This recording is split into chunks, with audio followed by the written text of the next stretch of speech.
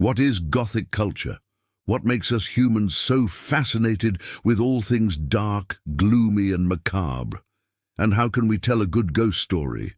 That's what we're going to find out today on this special episode of Enigmatic Goth Explains. But first, a quick reminder that our channel is all about exploring fascinating topics through fun, engaging videos and interactive quizzes. So if you like what you see, be sure to subscribe and get notified when we release our next awesome episode. Now let's get back to learning. As a culture, we've long been fascinated by stories about ghosts, vampires, and werewolves. But these spooky tales don't just tickle our fancies because they're fun or help us blow off some steam. At their core, they tap into something much more primal, tapping into our deepest fears while also helping us come to terms with the harsh realities of life and even death itself. The roots of what we recognize today as Gothic culture began during the 18th century, when it first emerged as a reaction against the Enlightenment, as emphasis on reason, logic, and rationalism. Instead, Gothic culture celebrates emotion, the supernatural and irrationality, which means it also often invokes feelings of awe, fear, and terror. In fact, terror is one of the defining features of the genre. While neoclassical writers usually ended their stories with happy weddings and celebrations, Gothic writers delighted in throwing corpses into their protagonists' feasts. Gothic literature is infused with a dark romanticism, reflecting the complexity of human nature. While many of the genre's early novels are set in the Middle Ages, they were written at a time when Romanticism was fueling the broader European imagination. This movement celebrated individualism, emotion, and the power of nature, and it heavily influenced the development of Gothic culture, which focuses on the darker aspects of human experience. Gothic architecture is also an important influence on the genre's overall aesthetic and feel.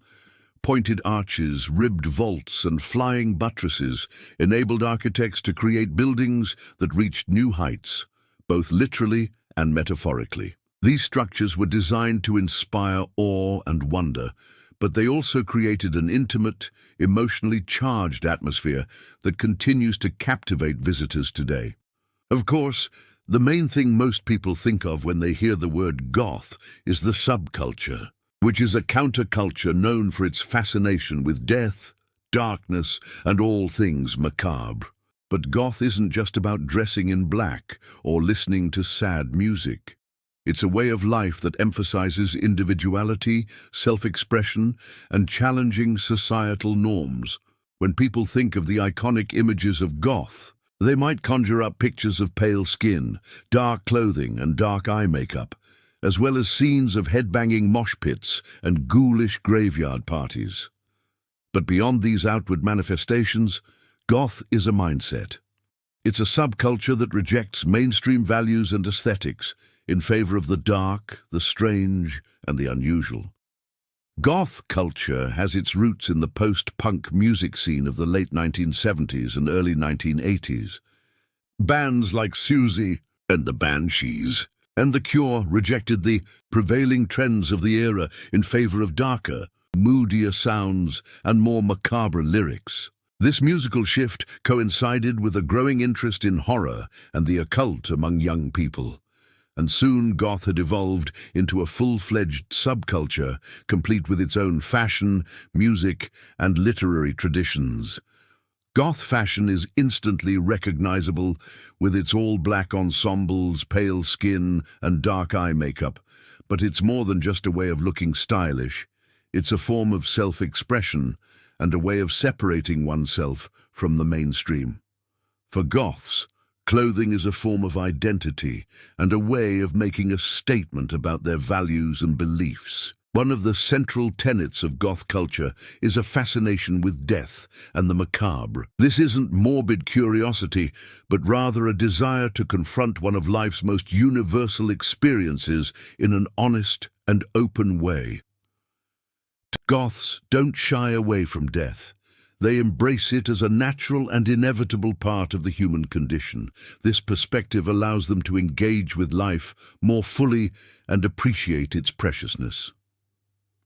The music of goth is a key element of the subculture, and bands like the Sisters of Mercy, Christian Death and Bauhaus helped define the genre's sound in its early days. Today, goth music continues to evolve and incorporate new influences such as industrial and electronic music.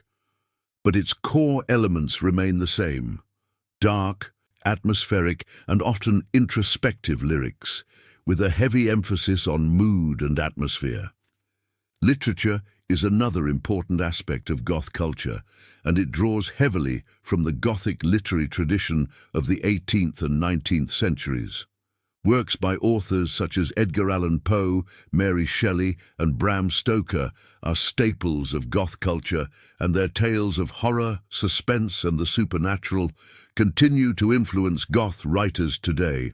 Contemporary goth authors, such as Anne Rice and Neil Gaiman, have expanded the boundaries of the genre and brought it to new audiences. For goths, literature is more than just a form of entertainment. It's a way of exploring the darkest recesses of the human psyche and confronting the fears and anxieties that haunt us all. Goth culture emerged in the late 20th century, partly as a response to the social and cultural norms of the time. It provided an outlet for those who felt alienated or marginalized by mainstream society, and offered a sense of community to those who felt different or misunderstood. In a world that often values conformity and conventional beauty standards, goth culture celebrates individuality and non-conformity. It encourages people to embrace what makes them unique and to reject the pressure to conform to societal norms.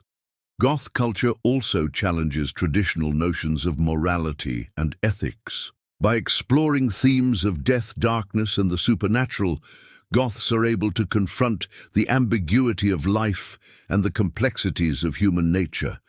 They reject easy answers and simplistic solutions and instead embrace the messiness and moral ambiguity of the real world.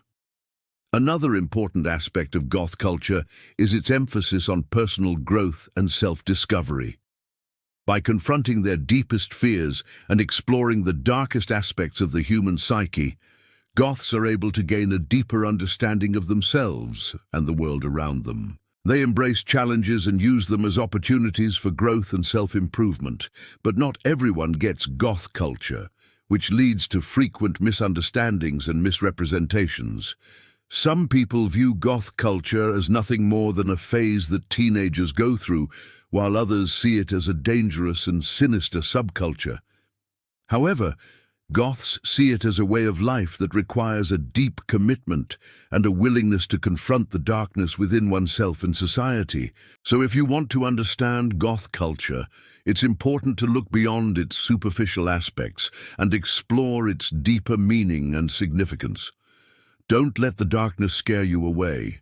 Embrace it and let it lead you to a deeper understanding of yourself and the world around you.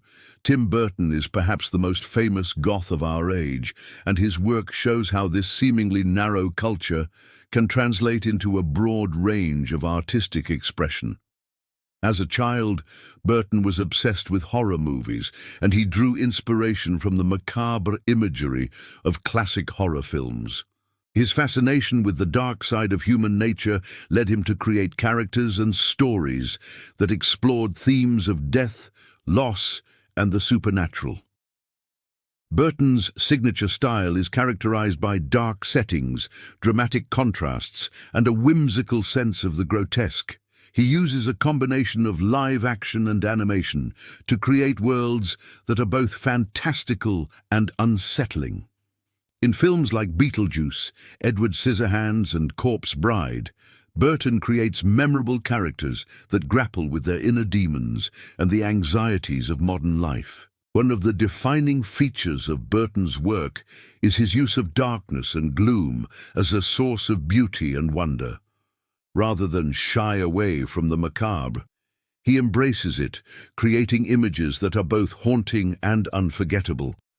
This approach is evident in his film's color palettes, which often feature deep shadows and muted tones, as well as in his use of props and set design, which frequently includes objects and locations that are associated with death and decay. Despite the dark subject matter of many of his works, Burton's films are not without hope. Even in the darkest of situations, there is always a glimmer of light, a moment of beauty, or a spark of humanity. Burton's characters may struggle with their inner demons, but they ultimately triumph over adversity, offering his audience a message of resilience and optimism. In conclusion, Tim Burton's work is a testament to the power of embracing one's darkness and finding beauty in the unexpected. By confronting the shadows within ourselves and celebrating our unique quirks and imperfections, we can create art that is truly transformative. If you want to learn more about the darker side of history, check out our spin-off channel. There you can watch all kinds of spooky historical tales and creepypastas. Thanks for watching this episode of Enigmatic Goth Explains, which was filmed at a studio and made with the help of all these nice people. Subscribe, like, and comment this experience.